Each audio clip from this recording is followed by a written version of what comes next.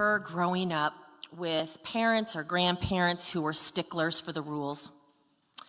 Or what about going to school and constantly being reminded to follow the rules? Or, like me when you were a kid, was going to church on Sunday a rule that simply could not be broken? One of the reasons I chose this passage from Mark today is because it's very relatable. All of us have experienced living by rules and know how that feels. I think it's also safe to say that we've all broken at least one rule in our lives, and whether we felt elation or we reap the consequences, we can see ourselves in the kind of situation Jesus found himself in. It was the Sabbath, which for Jesus would have been a Saturday, and there were strict rules and laws in place about the Sabbath being a day of no activity. Jesus is in the synagogue, which of course is allowed on the Sabbath, and sees a man with a wasted, withered, and deformed hand, a man in need of healing.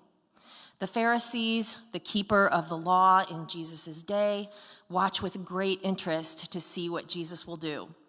Will he respect the law of the Sabbath by not healing the man?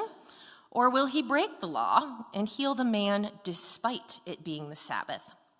The Pharisees are, of course, hoping for the latter because they're looking for reasons to prove that Jesus is heretical and to catch him in the act of breaking holy laws.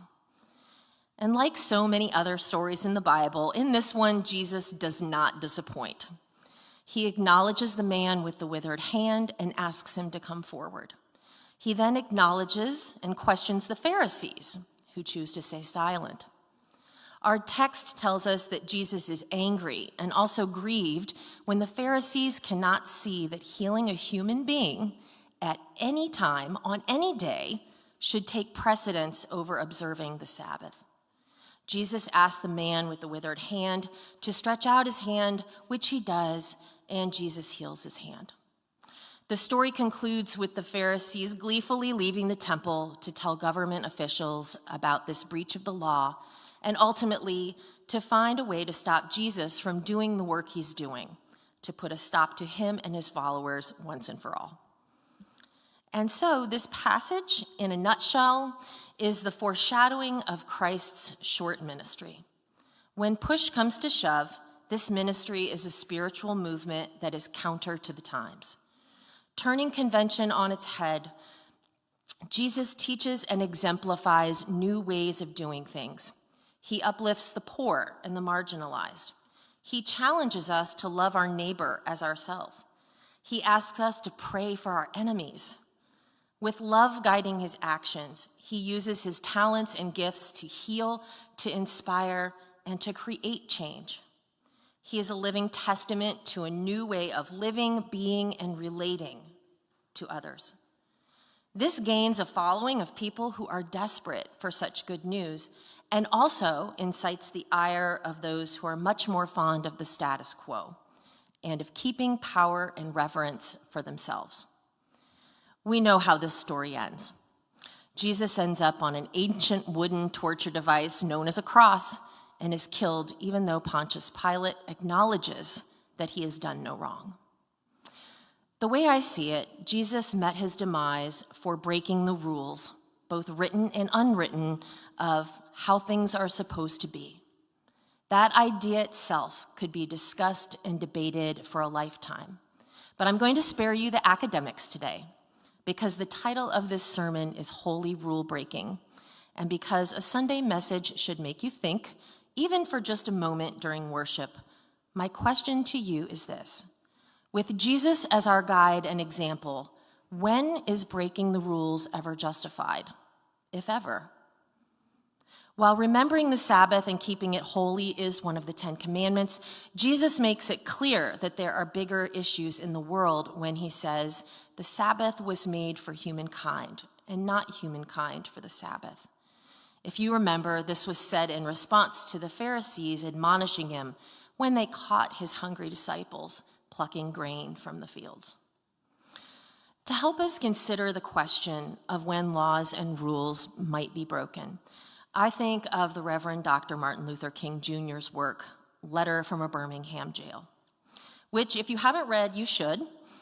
King wrote this letter in April 1963 in response to a group of white Birmingham clergy that were criticizing the civil rights protests that he led with other local Black leaders. While the letter covers many topics, I want to highlight what King says about rules and laws. One may well ask, how can you advocate breaking some laws and obeying others? The answer lies in the fact that there are two types of laws, just and unjust. I would be the first to advocate obeying just laws, King says. One has not only a legal but a moral responsibility to obey just laws. Conversely, one has a moral responsibility to disobey unjust laws. I would agree with St. Augustine that an unjust law is no law at all. Now, what is the difference between the two? How does one determine whether a law is just or unjust? A just law is a man-made code that squares with the moral law or the law of God. An unjust law is a code that is out of harmony with moral law. To put it in the terms of St. Thomas Aquinas, an unjust law is a human law that is not rooted in eternal law and natural law. Any law that uplifts human personality is just. Any law that degrades human personality is unjust.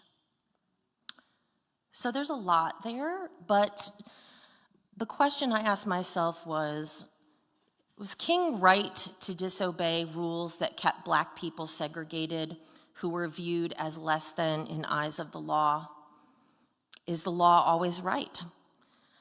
My own answer to this question is kind of a cliche. It is, what would Jesus do? Does anyone here remember in the 1990s the "What Would Jesus Do" bracelets? Does anybody remember when those were popular, right? So they were bracelets that were emblazoned with a capital WWJD, and they were the brainchild of a youth group leader in Michigan who created them as a reminder to her kids that they should demonstrate the love of Jesus through their actions. So they could look down at this bracelet and kind of be inspired to do the right thing.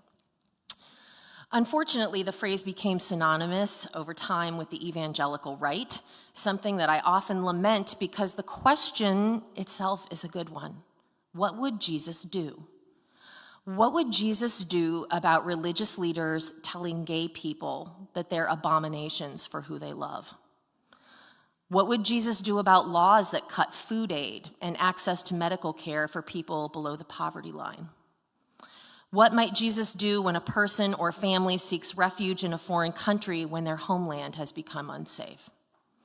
What might he do about rules that dictate who is entitled to health care and who is not?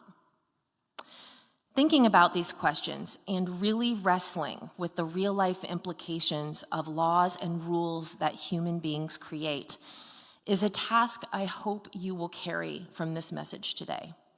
There is such a thing as holy rule breaking, and it was exemplified by Jesus more than once.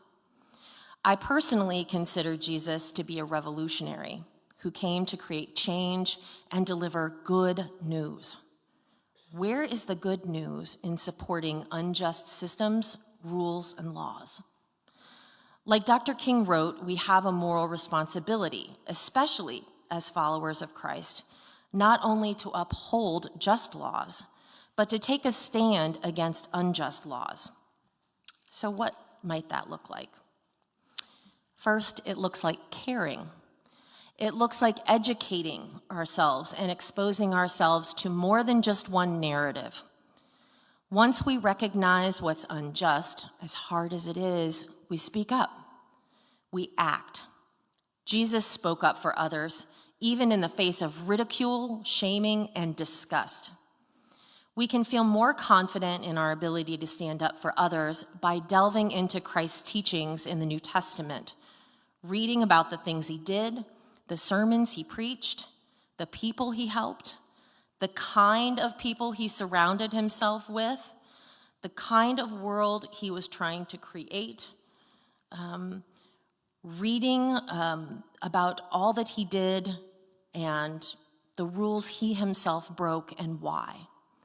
We can study his parables and take note of the people that he dined with and the lifestyle that he led. We can look at the spiritual practices that grounded his life and his own deep belief in a loving God who walked alongside him, witnessing and spurring his actions. If you aren't sure about identifying something, a rule or a law or an action, as unjust, and if you're scared to act, or if you're doubting the justness of a law or rule, be inspired by that 1990s bracelet and ask yourself what Jesus might do in this situation. We may not always get it right, me included, but what I have learned from the ultimate authority in this area is this: that there's never a wrong time to do the right thing. May Christ see us and hear us this day. May these words be worthy of his unconditional love, and may this church continue to be blessed and to be a blessing to others. Amen.